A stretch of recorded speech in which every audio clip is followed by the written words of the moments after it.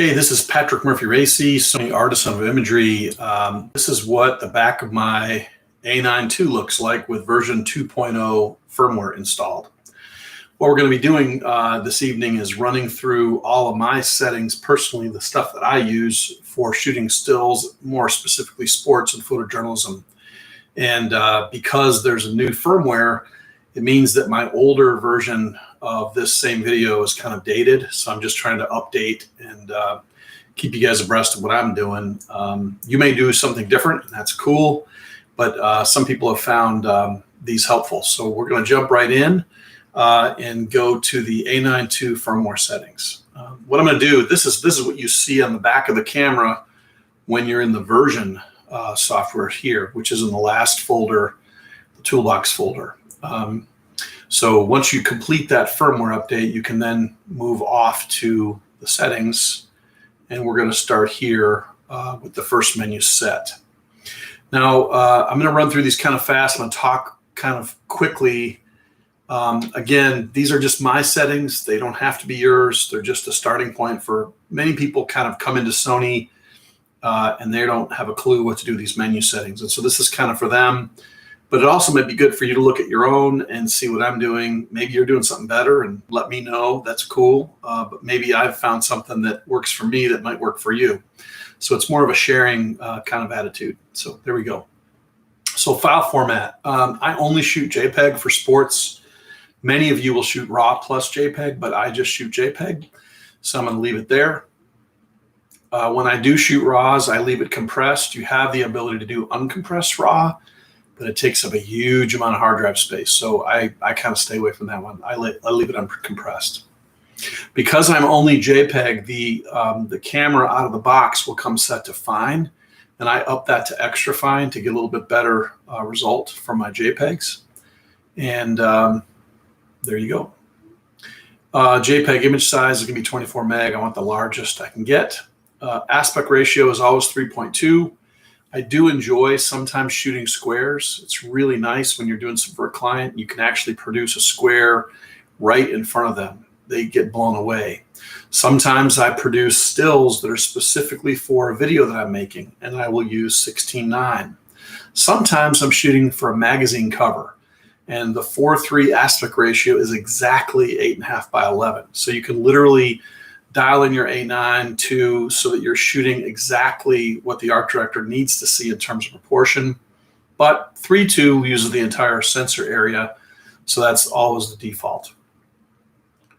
APS-C Super 35 is auto. This has to do with using a lens that was designed for the APS-C system. All the lenses in Sony are interchangeable. They don't block you like Canon does with the AFS series lenses. So you can take a 24 1.8 Zeiss lens made for the A6000, for instance, put it right on the a9II, and it will automatically reset the frame for APS-C and give you the full view that that lens offers. You can even turn that off and see the entire thing, but you end up with a big black hole and then an image in the middle of it. So, but it is nice to have that option. Okay, moving on. Long exposure noise reduction I leave off. I leave the high ISO noise reduction on normal. I'm using Adobe Color Space. Remember, if you're a RAW only shooter, this is meaningless to you because you're gonna be in RAW, and you would choose to come into an sRGB or an Adobe RGB file from RAW in post. Because I mostly shoot only JPEGs, I want to shoot in Adobe RGB, which is a slightly larger color gamut. So that's why I'm doing that. Lens compensation. This is kind of interesting. I generally leave all these on auto, but you can go in with manual focus lenses that predate the Sony system, such as the Nikkor 51.2, and you can actually change the chromatic aberration. You can adjust that up and down. You can do distortion compensation, things like that. I don't really mess with that too much, so we'll move on. Let's see. I don't use any of this stuff, but some of the memory functions are important here. You can kind of set things up if you want, but I don't use these. and then select media slot. I'm going to generally use slot 1, which is, of course, the upper slot in the a9II. Slot 1 in the original A9 is the lower slot, so they kind of flip that on us. So don't get fooled by that. And I'm going to keep going here. If I'm not doing something, I'm not going to talk about it. So I'm just going to blow right by the menu if I don't use it. Priority set in AFS. I never, ever, ever use AFS. I always use AFC because I'm a back button focuser. There's lots of video content on that subject elsewhere, including my own. So you can look at that if you want to. But if you are using back button focus, then you by default have the best that AFS has to offer as well as AFC at the same time. It's like a much better way to work, so in my opinion. Priority set in AFC is balanced emphasis. Now, for any Sony lens that you're going to use, balance is going to work flawlessly. It's going to be great. I would not recommend really any change of that, especially with the 400-2.8 or the 600 GM or the 200 to 600 G or the 100 to 400 GM or the 7200 GM, all those lenses. I just leave it alone. You don't need to mess with that. Now, there is an exception maybe with if you're using Canon glass with a Sigma MC11. You may want to toy with this a little bit because you can either weight it towards autofocus or release or balanced. And I've had it where I had a 500 f4 for a while, Sigma 500 f4. It was a fantastic lens in Canon mount. And I set it to release on this setting. But, you know, that was a bunch of firmware updates ago. So I typically just leave this unbalanced and just leave it alone, okay? Focus area is going to be something that is going to change all the time based on what you're doing, so you don't need to really worry about that too much. That's a kind of another video, but your focus area is super powerful. There's 12 different focus areas in Sony, and even more if you count the small, medium, large options in each one of those to have that. So we're going to kind of pass on that right now, but I will tell you that I typically use tracking, flexible spot, medium. That's what I use for almost everything, but we'll talk about that another time. And let's see, I don't do this, I don't do that. AF illuminator has got to be turned off, especially for any indoor sports like volleyball or basketball. The AF illuminator, what it does, it basically emits an LED light out of the flash or the camera that helps the camera autofocus in low light. But the problem is if you're on the court and you're shooting a game, that light is emitting up into the players' faces, which is illegal. The NCAA bans it, the NBA bans it, and even some high school states have a rule against it. So don't get in trouble. Don't use that. Face and eye AF set. They have kind of merged a bunch of different menus from former cameras into one menu here, which is kind of a great idea. So you have a face eye priority in here. I've got mine turned on, so face eye priority in autofocus. It's just saying, hey, I want that to be the priority. Notice that the subject detection is human. You have the option to go animal as well, but I shoot humans, not many animals, so I'm going to leave that on human. And then right eye, left eye select. I leave this in auto, but it allows you to choose the left eye or the right eye should you need to do that for some kind of very specific thing. But the camera's going to automatically fix it anyway, so it doesn't matter. Face iframe display on. That means it's going to show you what it's doing in the viewfinder while you're shooting, and that's very powerful because you're basically going to get a confirmation from the camera that it's got you locked on what you want or that it doesn't. And in either case, you're going to want to know that as a photographer. So that's a really powerful setting. Animal eye display I've got turned off because I just I don't shoot animals. Occasionally I shoot canines, but that's about it. Okay, moving on. We are going to go back to the menus. Let's see, AF tracking sensitivity is off right now because I don't have a lens connected. So let me fix that really quick because this is kind of important. And so I got a lens connected now, and now it's going to allow me to access those. So whenever you see gray, sometimes it's because the lens isn't connected. Now, the standard out-of-box setting for the a9II is 3 standard. I shoot most sports at 4 and even 5. Football definitely is 5. Basketball, I will sometimes back it down to 4, but I don't really come below those too much. But I'm very, very accomplished at doing back button focus. I've been doing this 30 plus years, so I'm very comfortable engaging and disengaging the autofocus system. If you are not comfortable and you're kind of learning back button focus, or you don't use back button focus at all, 3 is probably a really good place to be. So, and then if you just find that you're constantly coming off of what you want, depending on the sport you're shooting, you may want to go down to 2 or even locked on, which is 1. Now 1, there's a huge disadvantage to this. I want to explain this. If you are down at 1 and 2, what that means is that if you're on a soccer player, for instance, and they kick the ball and they pass to a teammate, the camera's going to have difficulty coming off that player that just kicked the ball. You're going to swing over, you're going to find where the ball is going to, and the camera's going to have a harder time locking on to the new subject because you set such a high lock-on priority for the first one. So in basketball, this is a nightmare. You don't ever want to use 1 or 2 in basketball. It will ruin your day for sure. So some sports require a really, really fast engage, disengage, and some really don't. Like in golf, man, you could get away with locked on 1 probably all the time, and it would work great. So I just want to be clear about that. That's why I mostly use 4 and 5. I'll leave mine set on 4. Aperture drive and autofocus. This actually has its own priority too. This will give you an idea just how fast these cameras and lenses can autofocus, if there's actually a priority for aperture drive. So in this instance, it's on focus priority, and then there's standard, and then there's silent priority. So you might think, well, why would I ever want silent priority for aperture? And the reason is for video. So if you're shooting video, that's a big deal.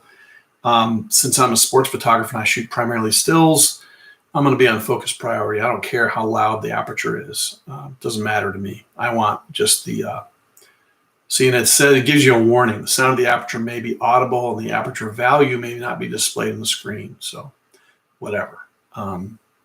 AF with shutter, I turn that off because I don't autofocus with a shutter. I only autofocus with my back button where it says AF on.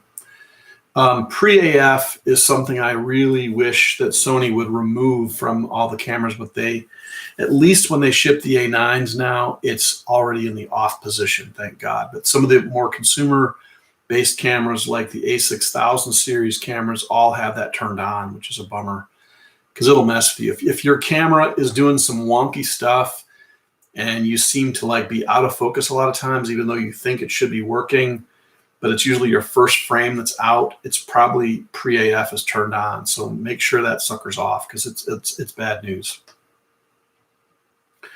I start AF, never going to use that, so don't worry about it. I'm going to go down here. This is very important.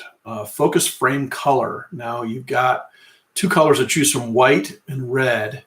Red is definitely more desirable because it glows. And you can really see it against kind of funky backgrounds, especially at night games. It's much easier to use. So I'd recommend the focus frame color being red. The only 2 cameras that have this ability are the A9, the a9II, and the A7R4. As far as I'm aware, none of the other Sony cameras have the ability to have a red focus frame, which is really cool. And I don't use those, so we're going to skip those. Phase detect area on. That just means that the area, all the phase detect autofocus points are going to be the ones the camera's primarily going to use. It's going to show me as it's flipping around doing stuff. Circulation of focus point, not a big deal. This is on does not circulate. All this means is that if I'm in this position here, I can let's see here. You see where the focus frame is. if I move that thing all the way to the right, it stops. It won't go further. If I go all the way left, it stops. If you set that one to circulate, it will do this instead, where it'll go all the way across the frame and end up on the other side. So it's a little quicker to kind of move around, but it can also get you in trouble. I find the best results are turn it off, but you can decide what is best for you. AF micro adjust, I want to just hit this really quick, just in the event that you're coming out of Nikon or Canon. Sony mirrorless cameras do not require any micro adjustment. There is more of a direct relationship between the lens focusing and the sensor seeing what the camera is focusing on. There is never a need to micro adjust a lens. The only reason why this option is here is for if you're using a DSLR lens on a Sony body with an adapter, you can then activate that and it'll work, but it's, I wouldn't recommend that. We have all the glass we need at this point, or mostly so you shouldn't have to fool with that too much. So that's what that is. Okay, let's see here. Coming down here, metering mode, multi. This is kind of cool. This is in Canon and Nikon cameras as well, but all this does is it will prioritize, this will prioritize your metering based on what the lens is seeing. So if the lens is active on a face, either an eye or a face detect is on, it's going to automatically skew the exposure towards the face to expose the face properly. I don't ever use this because I shoot in manual. I shoot manual exposure all the time. So I'm already ahead of the camera and I don't want to trust it to do that for me. So, but it's kind of cool. If you shoot in aperture priority, which many people do, this is a really cool feature and it can be really, really valuable, especially if you're backlit or side lit, heavily side lit or backlit. This could maybe help you out of a bad exposure situation by automatically weighting towards the face. So that's what that is. So keeping going, exposure step is set to third stops, which is great. I wouldn't want tenths of stops, and half stops is too much. So I think it's good where it is. A auto exposure lock with shutter, that's auto. Don't really do that ever. Auto exposure standard adjust. I kind of want to just explain what this is. This is if your camera comes out of the box and it's consistently overexposing or it's consistently underexposing, and you think that your camera from the factory is not set properly. This is possible, but it's pretty rare. You can actually change the exposure of your camera up and down based on what you think the correct exposure is. I wouldn't mess with this feature unless you're sure there's something wrong. In all the time I've been shooting Sony since like 2013, I've never experienced this myself, and I've never heard of anyone experiencing this. So just kind of have that as your caveat for that. But I would not mess with this at all. But that's what it's for, just in case there's some strange change of exposure across the board. Okay, so this is the flash stuff. I want to point this out. This says wireless flash off. This is very important. Many of us that shoot Sony do not use Sony flashes. We use Godox or something else. And it seems like what you'd want to do in this setting is that it says wireless flash. Yeah, I want that on. This means Sony wireless flash, off or on. So make sure this stays off. If you turn this on and you're using a Godox, it's not going to work. So be very careful with that. That's what that's about. Okay, white balance.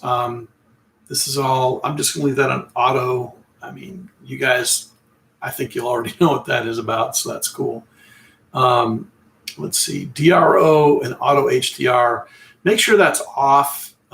Sometimes if you're shooting a game and you're in really, really very poor lighting, you can get away with more by going into DRO, which is Dynamic Range Optimizer. But I would not recommend going much past level 2. So if you're in a really, really dark situation and you're afraid you're going to lose all shadow detail inside the helmets of a night football game, this can be helpful, and that can be cool. One of the big differences between DRO and HDR is DRO takes one picture, which means it's suitable for using a flash, or 20 frames a second. You can do that. When you're in HDR mode, it has to take multiple pictures, 3 frames separately. And if there's movement, that'll mess you up. So just kind of think HDR for something on a tripod or something that's not moving, like product or landscape. DRO is made for more those of us that shoot sports. So if you need a little bit more dynamic range than your a9II has to offer, which is kind of hard to imagine when that would be, but sometimes we get in funky situations and you may need to deal with that. So I would go DRO level 2 or level 1, but generally I'd leave that off. I'm not going to go into creative styles because I don't really use them too much, even though it's set to clear right now, and I think it should be standard. Picture effect, same thing. I'm not going to fool with that. So we're going to keep moving here. I don't use any of these. Anti-flicker shoot. This is very important. Because my camera is set to electronic shutter right now, it will not let me access this. So if I go ahead and I change from electronic to mechanical, all of a sudden I'm going to be able to turn that on. Now, very important. Anti-flicker is different from banding. So I'm going to try to explain this. A lot of people get these two confused. Banding is part of the nature of an electronic shutter, that it's going to have really thin strips all the way across the whole frame, up and down. And there's a certain type of artificial lighting that produces banding. Flicker is something else. Lights that are used in stadiums and in arenas are actually pulsing. They're turning on and off a lot of times. Now, the newer ones that are LEDs don't do this, but incandescent bulbs are cycling so many times a second. If there are not enough of those fixtures in the ceiling, like an old high school or an older sort of more inexpensively put together, trying to be nice about this, if your football stadium has very few lights on the standards, the fewer the lights there are, the more likely you're going to hit that flicker. And what this is you'll shoot maybe a burst of 5 frames. The first frame will be yellow, the next one will be kind of greenish, then maybe a blue tint. Then you might even have one that's kind of heavy magenta or red. And then you'll have one that's perfectly fine and clear.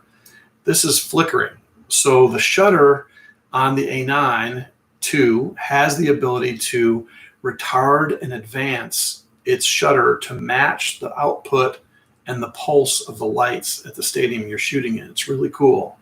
It will not eradicate it completely, but it will make your day. If you've been shooting on a field that has this flickering in the lights for years and years and years, you're going to love this feature if you've never tried it. It's incredible. It'll make your post go like a breeze. So the other thing it'll do is it'll make your exposures more consistent, because as the lights are pulsing and the lights are coming on and off and the variance in between, you're also getting huge range of exposure changes, which really sucks. So that's what that is.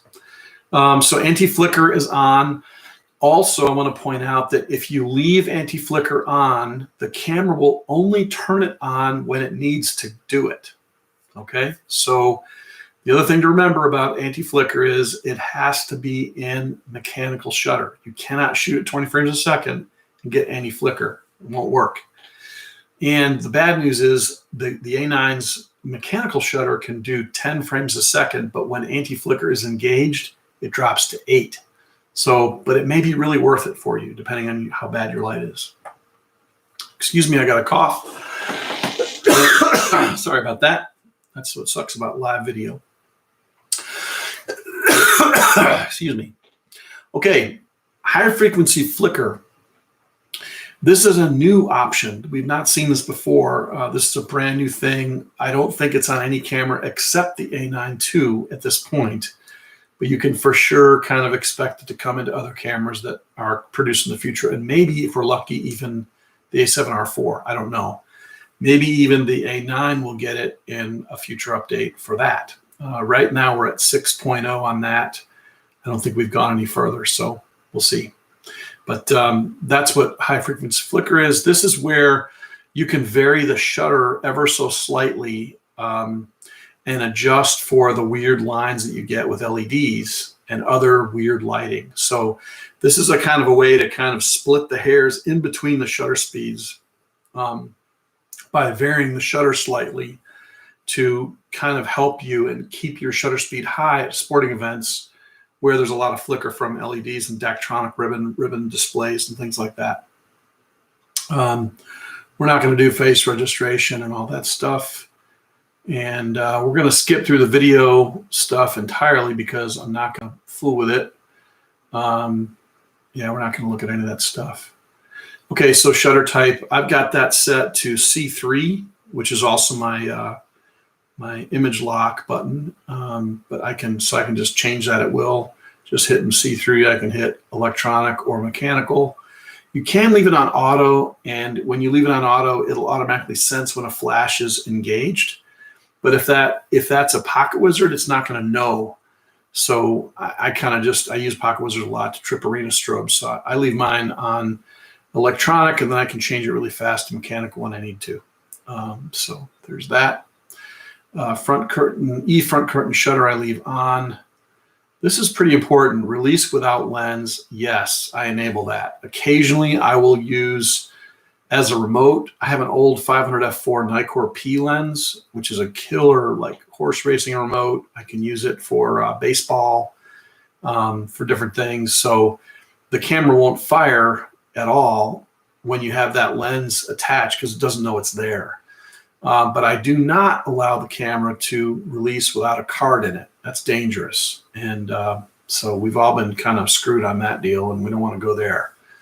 Steady shot I leave on. Just a word about steady shot that's kind of important is that steady shot is in the body. It's in IBIS, the in-body image stabilization. The sensor is actually moving to counter your movements or a bump or whatever. The lens, some of the lenses have their own vibration reduction, which is what Nikon calls it, or but anyway, the camera is going to automatically figure out which system to use, and sometimes it'll use both. So a lot of people get arguing about this. It's just not worth it. Just leave it on auto, man, and it'll do its thing. And let's see, next zoom setting. I don't want to fool with that. Finder frame rate should always be high, definitely. Setting effect on is the easiest for sports that are happening on field sports and things like that. Shoot timing display, I use type 2, but that's a preference thing. There's 4 different options that you can choose from. So whatever you want, that's cool. Auto review is off, man. Turn that off. You can always tell a newbie with Sony mirrorless because they always have the camera lighting up, you know, the back of the camera showing you the last picture it shot. So you don't need to do that. Custom key, this is where I'm going to go into and I'm going to set up AF on, and you'll see that's on. So I've got that set for that, and then you'll see that I have, you know, different settings, but it's, you know, like I do that for the APS-C Super 35 full frame select. I do that on the focus hold button on the lenses. It's very handy. So you can kind of just look at what I'm doing, and you know, some of these I don't have set at all, but you can set them up for whatever you like, and that's cool. So we're going to go back out. I'm going to ignore these. Function menu set. This is all unique to your personal choice, but it's very nice that the a9II has 2 separate ones. There's 24 total, and the top, these ones up here are showing you what my still settings are. And then these bottom ones down here are the ones for video. So when I switch over to video, I get a whole new camera, which is really cool. It's a huge improvement over what we used to have, just 12. So I'm really happy to see this. And then I don't use that stuff. Let's see here. I just want to point this out. Lock operation parts is kind of cool. This feature is great if you're shooting, say, on strobes at a basketball tournament, and you don't want to change from 2/50th of a sync or 200th of a sync, and you're on strobe, so your aperture is going to be the same all the time. You can actually lock out all the exposure information so that if you bump the camera when you pick it up and set it down, that will stop, and you can just lock all those operations. So that's what that means when it says lock operation parts. So if you turn that on, you can pick the multi-selector only, the dial plus the wheel, or everything. So that's pretty handy. I've used that a lot, especially during tournament time. Remember when we used to have basketball tournaments? Oh yeah. Audio signals. I just have mine on for shutter only when I'm shooting field sports. And I kind of explained this. The A9, a9II, both are silent shutter cameras when you're shooting with electronic shutter. However, I've found that I shoot fewer frames in a burst if I can hear the camera firing. And one of the things you kind of have to get used to when you come into the A9 or a9II is 20 frames a second. And the way you get used to that is by deleting a hell of a lot of pictures after the play is already over with. So you just kind of, I think by leaving that audible tone on, it really serves two purposes. One, it helps me stop shooting when the action's over with.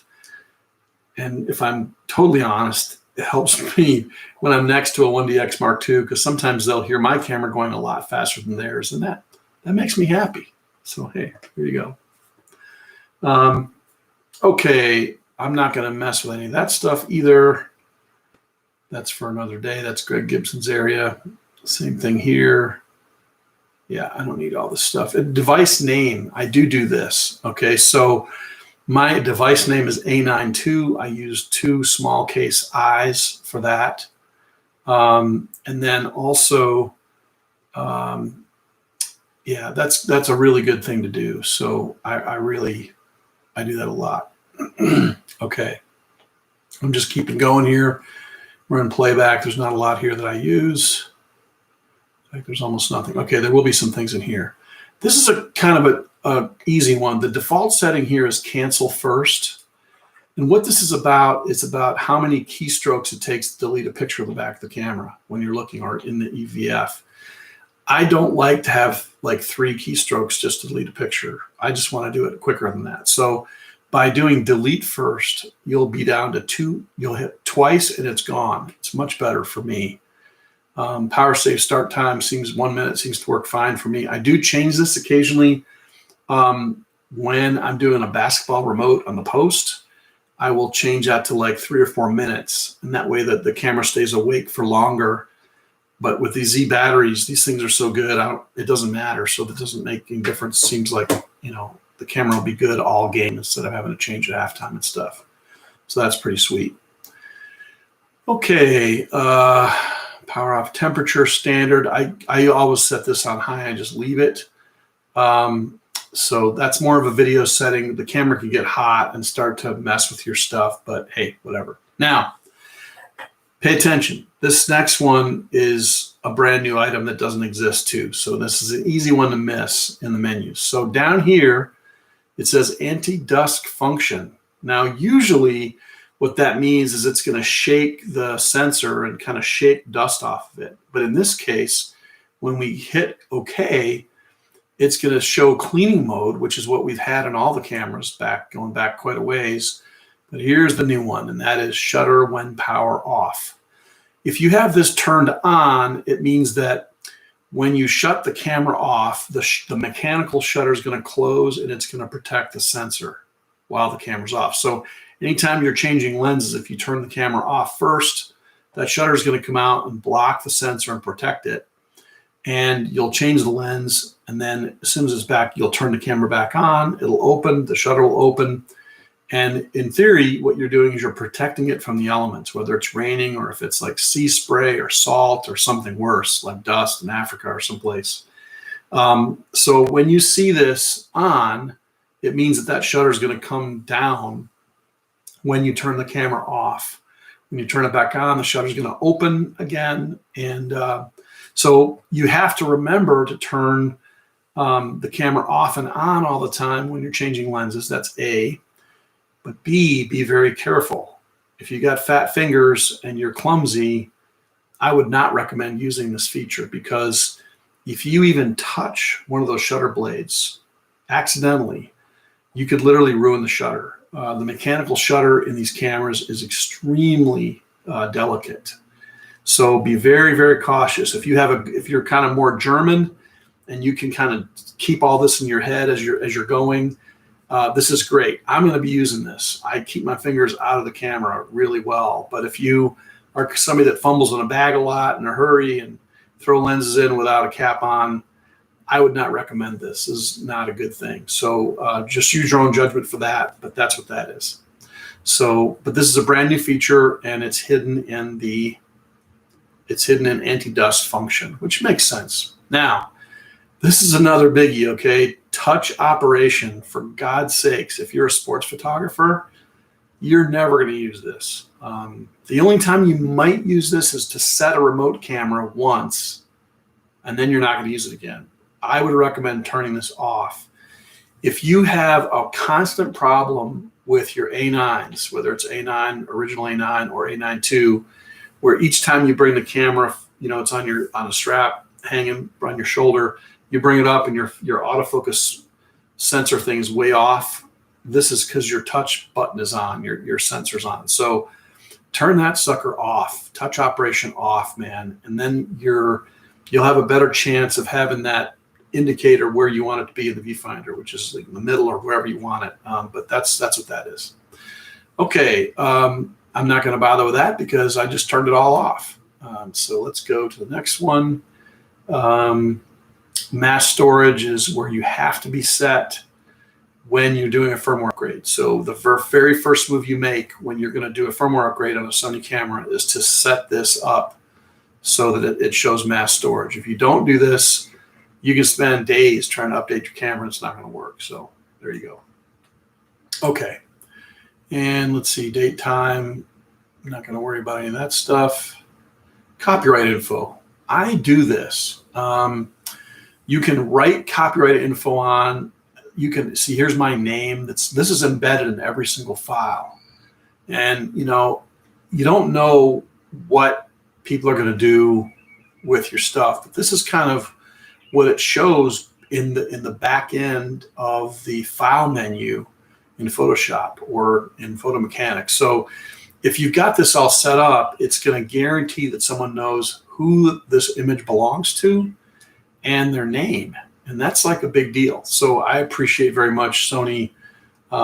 It takes a lot of doing to like get all that information typed in using the little, joystick and stuff, but it works and it's kind of cool. So let's go here and copyright serial number. This is another option here where you can have the serial number of the camera embedded in every file. I think it's a great idea. If you're using 3 cameras and you have a problem with one of them, and you got to figure out a week later which one it was, it's going to be really easy, because if your serial number is embedded in each file, you're going to see that your shutter is going out on camera number 2 or whatever. So that's a good thing. This is awesome here, record media settings. This is so great. So I'm going to kind of do a little example of this. I could take an SD card. I'm just going to take an SD card here, and I'm going to open up the camera, and I'm going to shove it into slot 1 and close the door. And now I'm going to go back into my media settings, record media settings, and I can do prioritize record media, and I can hit slot 1, and that'll show me which slot I want to use first, and that's pretty cool. You can also split slot 1 and slot 2 between stills and video if you like to. So whatever your preference is, but this is kind of how I do mine, and it's a very nice way to work. It works out great.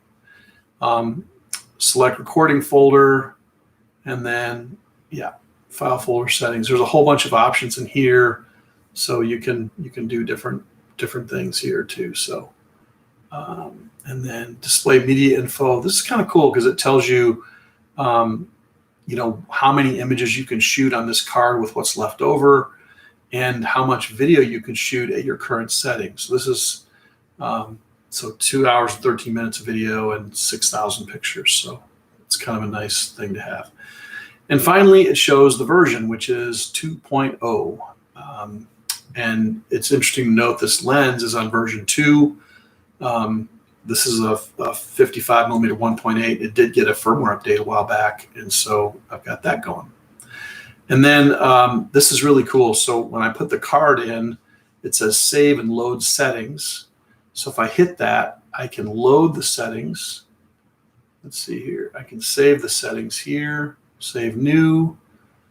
I can enter a file name. I'm just going to camera set 1 is fine, save.